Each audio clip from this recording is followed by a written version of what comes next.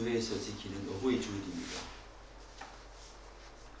여기는 어버이 된 자도 있고 그리고 장래에 어버이 될 자도 있습니다. 지난주에 이어서 사무엘상 2장 12절부터 26절 내용을 가지고 지난주에는 사무엘과 엘리의 두 아들 홈니와 비나스에 대해서 살폈습니다. 오늘은 동일한 구절을 가지고 그의 부모들 바로 한나와 엘리에 대해서 살피도록 하겠습니다. 사랑하는 여러분, 부모 감당하기가 힘들죠.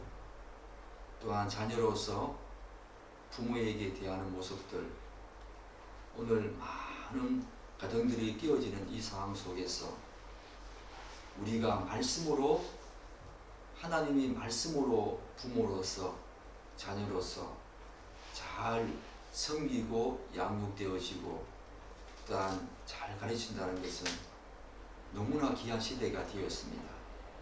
이 말씀을 통해서 부모된 자들이 또한 자녀된 자들이 어떤 모습으로 하나님께 나아가야 하는지 살피는 복된 시간 되기를 축복합니다. 엘리에게 많은 문제가 있었다는 것 우리 잘 알고 있지 않습니까? 엘리가 가진 문제가 무엇인가? 우리 22절부터 2장 22절부터 24절까지 한 번 더 읽도록 하겠습니다.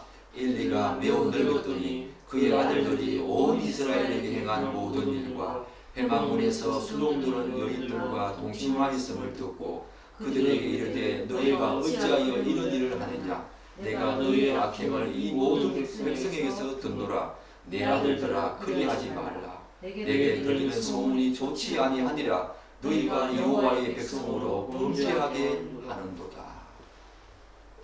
본문을 보면 엘리는 홈니와 비느하스가 온 이스라엘에게 행한 모든 일과 회막문에서 수동드는 여인들과 동침하였음을 이스라엘 백성들로부터 듣게 되었습니다. 우리는 엘리가 한 말과 행동을 통해서 몇 가지 중요한 사실을 이 본문 속에서 확인할 수가 있지요. 내가 너희 악행을 이 모든 백성에게서 듣노라. 내게 들리는 소문이 좋지 아니하니라 라고 엘리가 중요한 내용들을 말하고 있습니다. 이렇게 엘리가 한 말과 또 좌우에 나오는 여러 가지 행동을 통해서 우리가 몇 가지 사실을 엘리에게 어떤 문제가 있었는지 몇 가지 사실을 확인할 수가 있습니다. 가장 먼저 이 모든 악행을 백성에게서 듣는다 라고 말한 것으로 보아서 엘리가 자신의 그 자식의 신앙생활과 삶에 대해서 세밀한 관심과 주의를 기울이지 않았다. 그 사실을 알 수 있지요. 직접 보고 직접 확인한 것이 아니라 백성에게서 들었습니다. 물론 부모가 자식의 모든 일거수일투족을 관찰하고 살핀다는 것은 어느 정도의 한계가 존재하지요. 그럼에도 불구하고 엘리가 누구였습니까? 그의 아버지였습니다. 또한 누구입니까? 대제사장으로서 이스라엘 백성들의 영적인 부분을 책임지고 있는 두 아들이 제사장의 직분을 제대로 감당하고 있는지, 그 직분을 감당하는 속에서 어떤 문제와 어려움이 있는지 반드시 세밀히 살펴야 할 그런 위치에 엘리가 있지 않습니까? 그런데 엘리는 자식들의 악행을 백성들을 통해서 들음으로써 그가 자식들의 신앙생활과 삶에 대해서 얼마나 불성실하고 소홀히 한 측면이 있는지 우리는 발견할 수가 있지요. 이것이 바로 엘리에게 있었던 첫 번째 문제였습니다. 또한 어떤 문제가 있었습니까? 우리는 엘리가 자녀들의 악행을 두고 뭐라고 말합니까? 내게 들리는 소문이 좋지 아니하다라는 말을 한 것을 보게 되지요. 이 사실은 그가 하나님의 심판과 징계보다 사람들의 이목과 평판에 더 민감하고 그것을 더 중요하게 생각하고 있다는 사실을 알 수 있습니다. 왜 그렇습니까? 만일에 엘리가 사람의 평판과 이목보다 하나님의 심판을 더 중요하게 생각한 사람이었다면 어떻게 말했을까? 추측할 수 있겠지요. 어떻게 말했겠습니까? 백성들로부터 들려오는 이런저런 소문이 좋지 못한 소문보다는 먼저 무엇을 말해야 합니까? 오히려 하나님께서 그들의 악행을 어떻게 판단하시고 여기시며 심판하실지에 대해서 먼저 언급해야 했습니다. 그런데 엘리는 그렇지 않았습니다. 두 아들의 악행으로 인해서 자신과 두 아들에 대한 백성들의 소문이 좋지 않다고 말합니다. 백성들의 소문이 좋지 않다. 이를 볼 때 엘리의 관심은 하나님의 시각과 관점이 아니라 하나님이 그 사실을, 그 상황을, 그 악행을 어떻게 바라보시는지 그 관점과 시각이 아니라 사람의 이목과 관심에, 평판에 더 많은 관심에 또한 무게중심을 둠으로써 그가 하나님보다는 사람들에게 더 많은 관심이 있었다. 사람들의 이목과 평판에, 소문에 더 큰 관심이 있었다. 이렇게 이야기를 할 수 있겠지요. 사람들의 소문에 대한 자신들의 신상에 누가 되어지고 뭔가 문제가 일어날까봐 걱정했던 것입니다. 사랑하는 여러분, 여러분들도 이런 모습이 있지 않습니까? 어떤 행위를 통해서 하나님께서 그 사실을, 그 행위를 어떻게 생각하실까? 그것보다는 먼저 사람이 내가 저지른 이 행동과 내가 내뱉은 그 말로 말미암아 교회 사람들이 또한 주변의 많은 사람들이 먼저 어떻게 소문으로 들려질까? 그들에게 소문으로 들려질까? 그런 것에 여러분 우선적인 관심을 두고 있지 않습니까? 저는 그런 경우 많이 보았습니다. 예수를 믿는다고 하지만 하나님의 그 안중과 하나님의 시각과 관점에는 관심이 없습니다. 예수를 믿는다고 하지만 사람의 이목과 관심에 온 집중을 하는 모습을 보게 되어지죠. 교회에서 헌신과 봉사도 마찬가지입니다. 정말 하나님을 향한 그 사랑을 가지고 헌신과 봉사, 기쁨을 하는 것이 아니라 사람의 이목과 평판에 관심을 두면서 하는 모습들을 우리 많이 보고 있지 않습니까? 그리고 우리도 그렇게 해오지 않았습니까? 엘리만 탓할 것이 아니지요. 우리의 모습도 돌아봐야 합니다. 요컨대 엘리는 두 아들들의 문제를 지극히 인간 중심적이고 자기 중심적인 사고로 접근해서 생각하고 있음을 우리가 알게 되어집니다. 이것이 바로 두 번째 사실 아닙니까? 엘리에게 있었던 두 번째 문제였습니다. 여기서 멈추지 않지요. 한 걸음 더 나아가서 하나님 중심이 아니라 자기 중심성에 사로잡혀 있던 엘리는 결국 하나님보다 자기 자신과 아들들을 더 사랑한 행태로 나아갑니다. 이것이 바로 세 번째 문제였습니다. 29절을 보면 우리가 읽지 않았지만 하나님께서 그의 사자를 통해서 엘리에게 이런 말을 전합니다. 너희는 어찌하여 내가 내 처소에서 명령한 내 제물과 예물을 밟으며 내 아들들을 나보다 더 중히 여겨 내 아들들을 나보다 더 중히 여겨 내 백성 이스라엘이 드리는 가장 좋은 것으로 너희들을 살찌게 하느냐. 엘리가 그래 있다는 것입니다. 엘리의 아들들을 하나님보다 더 중히 여겼던 것입니다. 예수님께서도 이 부분을 지적하지요. 마태복음 10장 37절을 보면 누구든지 아버지나 어머니를 나보다 더 사랑하는 자는 내게 합당하지 아니하고 아들이나 딸을 나보다 더 사랑하는 자도 내게 합당하지 아니하다. 아들도 중요하지요. 딸도 중요합니다. 부모님도 중요하지요. 그렇지만 우선순위가 있다는 것입니다. 아들과 딸, 부모님보다 하나님이 더 우선순위가 있어야 한다는 것입니다. 엘리는 그러하지 않았습니다. 우선순위가 뒤바뀐 그런 모습으로 살았던 것입니다. 그래서 하나님보다 아들들을 더 사랑하면서 하나님을 멸시하고 경멸했던 것입니다. 사랑하는 여러분, 부모된 여러분, 자식들 많이 사랑하지요. 그럼에도 불구하고 우선순위 있다는 거 기억해야 합니다. 정말 기억해야 합니다. 성경은 분명히 자식들은 여호와의 기업이요, 하나님께서 주신 선물이라고 분명히 선포하고 있습니다. 그렇다고 하더라도 우선순위에 있어서 자녀가 하나님보다 더 앞설 수가 없고 하나님을 대신할 수는 없는 것입니다. 왜 그렇습니까? 왜 그렇습니까? 성도의 신앙과 삶의 모든 목적은 우리의 삶의 주인이시요, 내 삶을 순간순간 허락하시는 그 하나님이 나의 모든 삶과 신앙의 목적입니다. 절대로 하나님이 두신 자녀가 우리의 목적이 될 수 없다는 것입니다. 그 사실 때문에 그렇다는 것입니다. 사랑하는 여러분, 여러분도 어느 정도 이 부분을 인정하지요.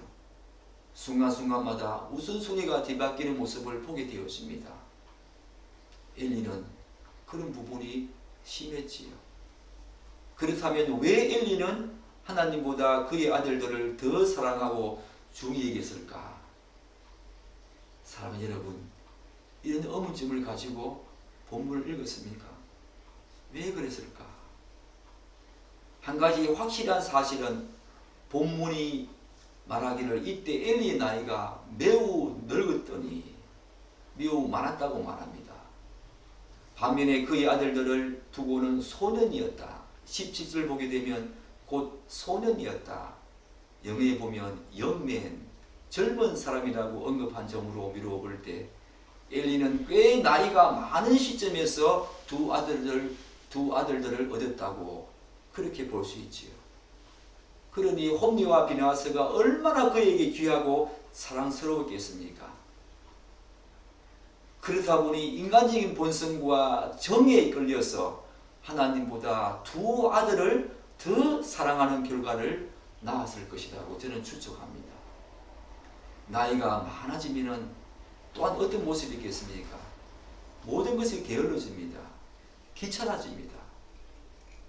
오늘 이 본문에서 엘리가 매우 늙었다, 이 부분에 주목하십시오. 왜 이 부분을 성경은 강조하고 있을까?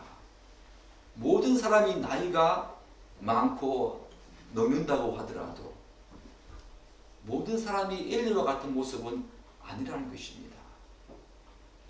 사랑하는 여러분, 그렇지만 엘리는 나이가 많고 늙으면 늙을수록 모든 것이 게을러졌습니다.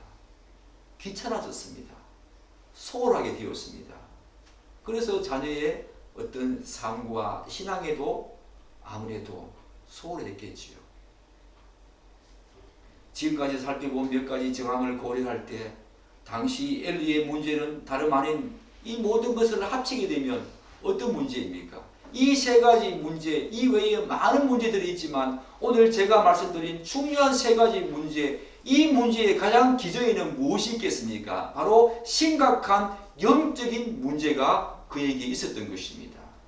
우리 그리스도인들은 그렇게 바라봐야 합니다. 우리에게 제동되어 있는, 우리가 낳게 되는 모든 문제들은 영적으로 심각한 상황에 있기 때문에 그러한 것입니다. 영적으로 심각한 삶 속에 있었던 엘리, 너무 안타깝지 않습니까? 이러한 엘리의 심각한 영적인 상태는 거기에서 멈추지 않지요.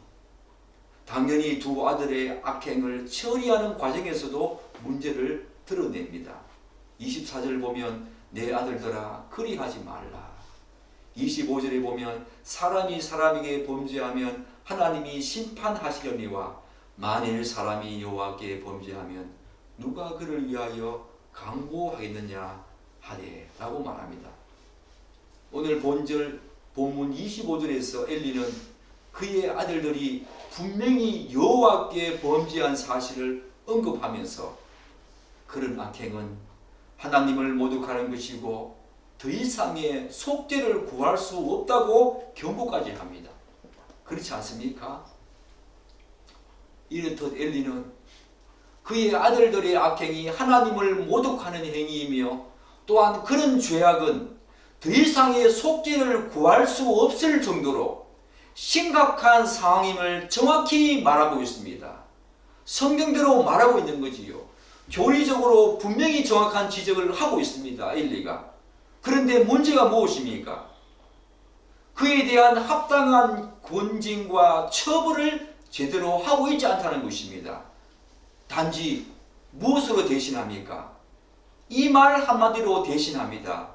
즉, 내 아들들아 그리하지 말라 라고 그들의 그 악행에 대해서 이런 식으로 반응했다는 거지요. 내 아들들아 그리하지 말라. 따라서 아들들의 악행에 대한 엘리의 대처는 누가 보아도 너무 솜방망이, 너무 약한 것이었습니다. 이와 더불어 또한 그 처벌에 대해서 어떤 문제가 있었습니까? 그 대처 시기 또한 너무 늦었다는 것입니다. 무엇보다도 엘리는 앞서 두 아들이 하나님의 제사를 멸시하고 모독하는 일을 습관적으로 자행하였음에도 불구하고 거기에 대해서 어떠한 대응도 하지 않았습니다. 그러다가 회막문에서 수동드는 여인들과 동침한 사건이 일어난 후에 백성들로부터 들려오는 좋지 못한 소문으로 인해서 그제서야 때늦은 대처를 지금 하고 있다는 것입니다. 그래서 저는 이 부분에서 이런 생각을 해보았습니다. 극단적인 예견이지만 만일에 두 아들의 악행이 엘리에게 좋지 못한 소문으로 들려오지 않았다면 엘리는 그들의 악행에 대해서 그야말로 아무런 조치나 대처 없이 그냥 넘어갔을 수도 있었겠다라는 생각까지 하게 되었습니다. 여러분 어떻습니까? 사랑하는 여러분, 부모된 여러분, 여러분들은 자녀들이 자신의 삶에 대해서 특별히 신앙적인 부분에 있어서 믿음적인 부분에 있어서 이런저런 문제를 낳고 악행을 저지르고 하나님께서 기뻐하지 않는 그런 행위를 했을 때에 어떻게 대처하고 있습니까? 또한 그 시기를 제대로 잡고 바로 그때마다 대처하고 있습니까? 엘리는 바로 그러한 부분을 놓쳤습니다. 결국 이러한 엘리의 대처를 두고 성경은 어떻게 말하고 있습니까? 우리 3장 13절 한번 읽겠습니다. 이 엘리의 대처를 두고 성경은 어떻게 말하고 있는가? 3장 13절 한번 읽겠습니다. 내가 그의 집을 영원토록 심판하겠다고 그에게 말한 것은 그가 아는 죄악 때문이니 이는 그가 자신의 아들들이 저주를 자청하되 금하지 아니했다. 그런 말을 했지만 내 아들들아 그리하지 말라 라는 말을 했지만 성경은 그가 자기 아들들이 저주를 자청하되 금하지 아니했다라고 하나님은 그렇게 판단하신 것입니다. 요컨대 우리는 엘리가 두 아들의 악행에 대처하는 방법과 시기 그리고 그들의 악행으로 인해 다가올 하나님의 심판을 제대로 인식하지 못하고 있음을 보면서 그가 하나님을 섬기는 대제사장이 맞는지 의문스럽게조차 한다는 것입니다. 그의 영적인 무지와 둔감성이 이렇게 엄청난 결과를 낳았습니다. 그의 집에 영원한 심판과 멸망 말입니다. 사랑하는 여러분, 엘리의 영적인 무지와 둔감성 그것은 여기에만 나오는 장면이 아니지요. 한나의 기도를 보고 반응한 엘리 그리고 하나님이 사무엘을 부르시는 장면에서 반응한 엘리의 모습 속에서도 그의 영적인 무지와 둔감성을 우리는 발견하게 되어집니다. 그러나 우리는 그의 영적인 무지와 둔감성이 단순히 나이가 많다고 해서 정당화될 수 있는 것으로 여기면 안 된다는 것입니다. 제가 이번에 엘리가 매우 늙었더니 라는 구절과 함께 이후에 전개되어지는 엘리의 부정적인 그런 모습과 장면을 묵상하면서 갑자기 이런 생각과 감동이 순간적으로 저에게 밀려왔습니다. 이를테면 하나님께서 너는 엘리처럼 나이가 많아 늙더라도 그러지 말아야 한다는 음성으로 들렸습니다. 부모님 우리들은 나이가 많아지면 많아질수록 신앙의 경륜이 깊어지면 깊어질수록 하나님에 대한 알미, 하나님을 아는 알미 더욱 풍성히 깊어져야 합니다. 그와 더불어서 영적으로 더욱 민감하고 깨어있는 성숙한 존재로 서야 합니다. 그것이 바로 끝까지 실패하지 않는 자녀 신앙교육의 핵심이지요. 엘리가 그 전에는 어떠했는지 잘 모르겠습니다. 그러나 엘리는 나이가 많아지면 많아질수록 그의 영적인 무지와 민감성으로 이 예민하지 못한 것으로 말미암아 자신에게도 영원한 멸망을 자초했고 신앙교육에도 실패했던 것입니다. 우리는 이 부분을 주목해야 합니다. 여러분들은 나이가 많아짐에 따라서 신앙의 경륜이 깊어짐에 따라서 엘리와 같은 모습이 있지 않습니까? 아니면 한나와 같은 모습입니까? 우리는 둘 중에 하나의 삶을 살아갈 수밖에 없는 존재입니다. 그 중간에 없는 것입니다. 지금까지 우리는 부모로서 그리고 대제사장으로서 제대로 그 책임을 다하지 못한 엘리 모습을 보았습니다. 그렇다면 부모된 우리들은 어떻게 하면 자녀들을 좀 더 올바르게 양육할 수 있을까 고민해 봐야 되지요. 저는 이 부분을 고민하면서 또 말씀을 이어가고자 합니다. 우리가 사실 읽지 않았지만 2장 27절부터 36절을 보면 우리가 읽었던 본문 그 이후의 내용을 보면 여호와의 사자가 엘리에게 와서 그의 두 아들의 악행으로 인해서 그의 집에 저주를 선포하는 모습을 보게 되어집니다. 그런데 이 구절에서 몇 가지 특징적인 내용을 보게 되어지지만 특별히 한 가지 중요한 대목을 발견하게 되어집니다. 우리 2장 29절 한번 볼까요? 제가 읽겠습니다. 너희는 어찌하여 내가 내 처소에서 명령한 내 제물과 예물을 밟으며 라는 부분이 나오지요. 여러분 이 말이 이상하지 않습니까? 너희는 어찌하여 내가 내 처소에서 명령한 내 제물과 예물을 밟으며. 사랑하는 여러분, 우리가 잘 알다시피 하나님의 회막에서 제물과 예물을 밟으며 제사를 멸시하고 모독한 장본인은 누구입니까? 누구지요? 홈리와 비느하스였습니다. 두 아들들이었습니다. 그런데 하나님께서는 본문에서 그 사실을 두고 뭐라고 지금 언급하고 있습니까? 너희는 이라고 말씀하십니다. 바로 엘리도 여기에 포함시킨다는 것이요. 아니 엘리를 포함해서 엘리의 모든 가족들을 여기에 포함시키고 있다는 것입니다. 두 아들들만 언급하는 것이 아니라 너희는 이라고 하면서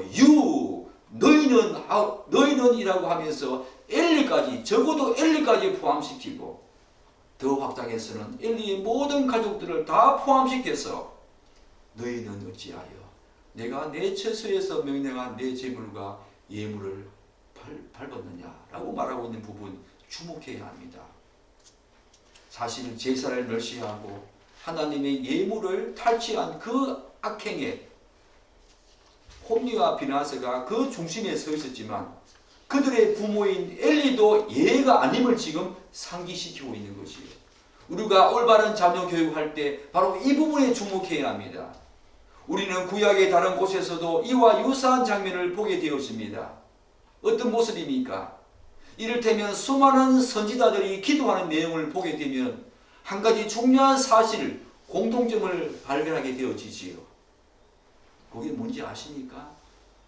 그것은 이스라엘 백성들의 죄악을 자신들의 죄악으로 동일시하면서 회개하는 모습을 모든 선지자들의 모습에서 찾을 수 있다는 것입니다.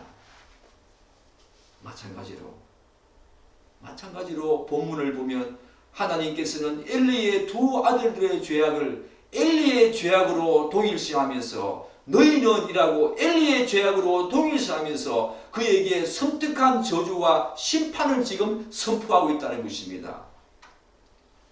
이게 뭘 의미합니까? 따라서 부모된 우리들은 바로 자녀들의 죄악을 자신들의 죄악으로 여기는 동일시가 반드시 필요하다는 것입니다. 자신들의 죄악으로 동일시하는 것.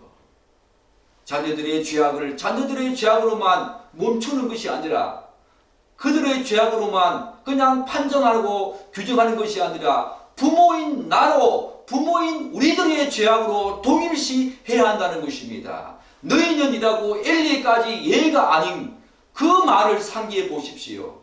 자녀들의 죄악이 바로 부모의 우리들의 죄악인 것입니다. 이러한 생각의 연장선상에서 한 가지 더 강조할 내용이 있지요. 자녀들의 죄악이 부모인 죄악, 부모들의 죄악으로 동일시하는 것, 그게 바로 올바른 신앙교육에서 굉장히 중요한 지점입니다. 그리고 이러한 생각의 연장선상에서 한 가지 더 중요한 내용을 강조하고자 합니다. 그게 뭐냐면은 하나님의 사자가 엘리의 집에 찾아와서 저주를 선포하시는 그 본문을 보면서 여러분 한 가지 의문점을 갖게 되어집니다. 그것은 하나님의 사자가 자신의 집에 저주와 심판을 선포하는 것을 직접 엘리가 들었음에도 불구하고 이러한 불행한 결과에 대해서 엘리가 어떤 반응을 합니까? 하나님께 기도하면서 회개하는 모습을 전혀 찾아볼 수가 없다는 것입니다. 이 부분은 기도의 사람 한나와 너무 대조적이지 않습니까? 어떻게 그렇습니까?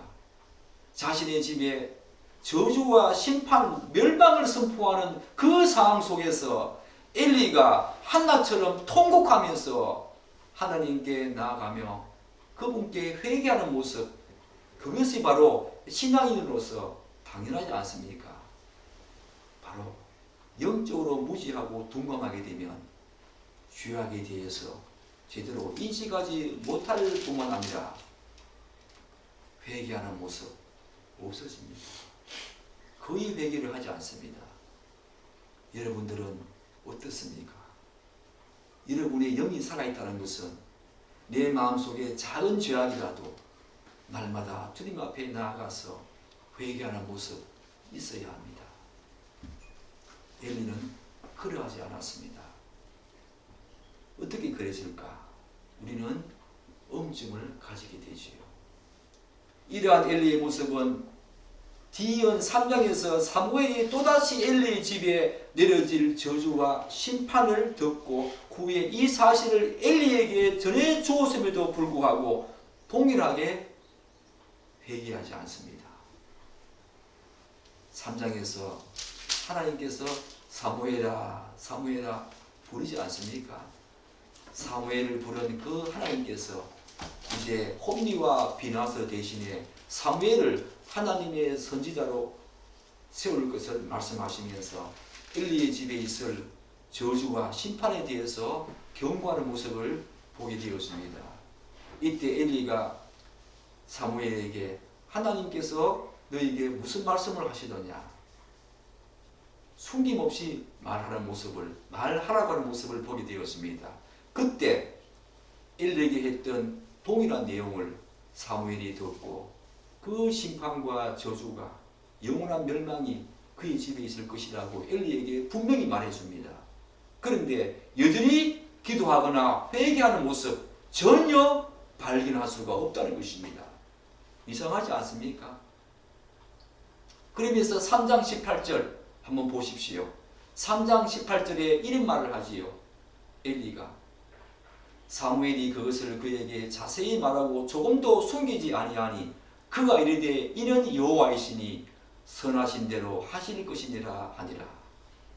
이상하지 않습니까? 너무 이상하지 않습니까? 자신의 집에 내려질 무섭고 끔찍한 심판에 대해서 하나님께서 선하신 대로 하실 것이라는 말을 하면서도 전혀 회개하지 않는 엘리의 모습 말입니다. 하나님께서 회개할 기회를 주셨습니다. 그렇지만 영적으로 둔감하고 영적으로 무지에 놓여있는 사람은 그 회개할 기회조차 찾지 못한다는 것입니다. 회개가 나오지 않는다는 것입니다. 죄악을 죄악으로 여기지 않는다는 것입니다. 그것이 바로 엘리의 가장 영적인 심각한 문제였습니다. 그런데 아무리 영적으로 둔감해졌다고 하더라도 이러한 엘리의 반응은 우리들에게 단순히 그냥 이상하다라고 생각하고 말기에는 뭔가 부족한 그 이상의 중요한 질문을 자아내게 하지요. 어떻게 그럴 수 있을까? 대제사장이 어떻게 그럴 수 있을까? 그렇지 않습니까?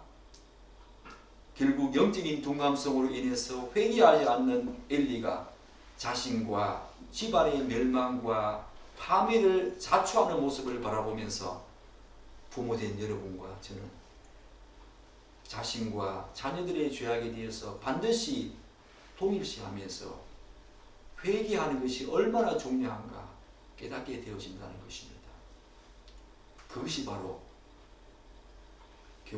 이 사무엘상에서 말하는 올바른 자녀 신앙 교육의 핵심이지요. 그것이 바로 자녀들을 올바르게 양육하는 중요한 방법이요 수단이 된다는 것입니다. 통로가 된다는 것입니다. 회개하는 부모의 기도와 모습을 자녀들이 본다면 그 자녀들은 어떻게 자라겠습니까? 당연히 죄에 대해서 회개하는 모습, 특별히 자식의 죄에 대해서 회개하는 모습을 바라보면서 자신들도 부모가 되었을 때에 그러한 기도의 모습과 회개하는 모습 있지 않겠습니까? 그렇지 않습니까? 욥이 바로 그러겠습니다.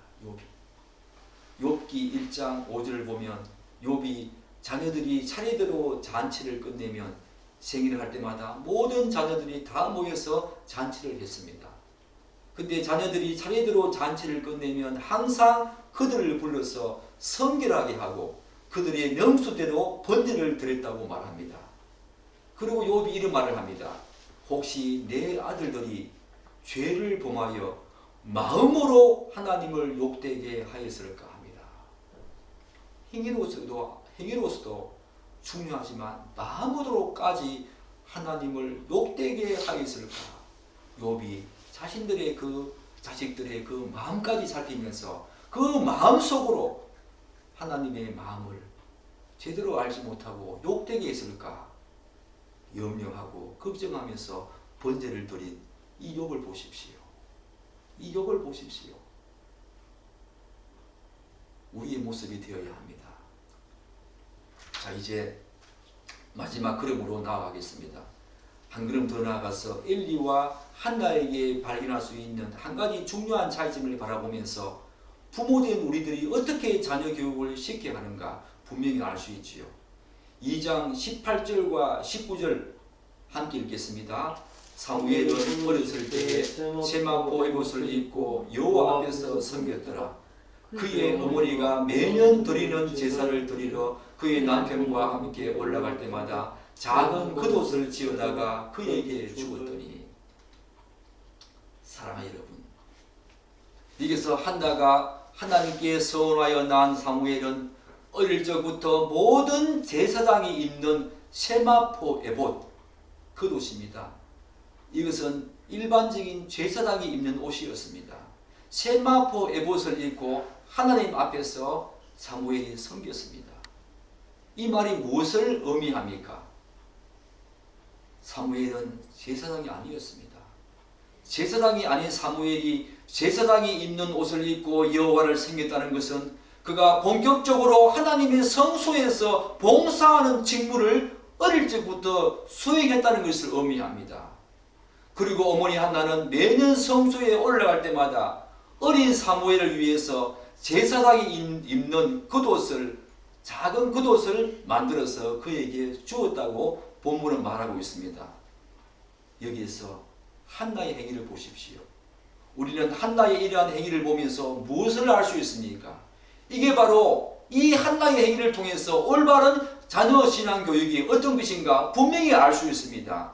그것은 바로 아들 사무엘이 하나님의 성수에서 봉사하는 직무를 더 잘 수행할 수 있도록 충분한 지원과 관심을 표명한 것입니다. 작은 겉옷을 매년 올라갈 때마다 지어서 주었다는 것은 그가 사무엘이 어릴 적부터 제사장은 아니었지만 그의 버금가는 성수에서 봉사하고 헌신하는 그 수행을 감당하는 그 사무엘에게 더 충분한 지원과 관심을 표한 것입니다. 기도했겠습니까? 안 했겠습니까? 한나는 기도의 사람이었습니다. 기도는 여기에 언급되지 않지만 당연히 했겠지요. 선하여 기도하여 난 사무엘 아닙니까? 부모로서 자녀들을 위해서 기도하는 것은 당연하지 않습니까?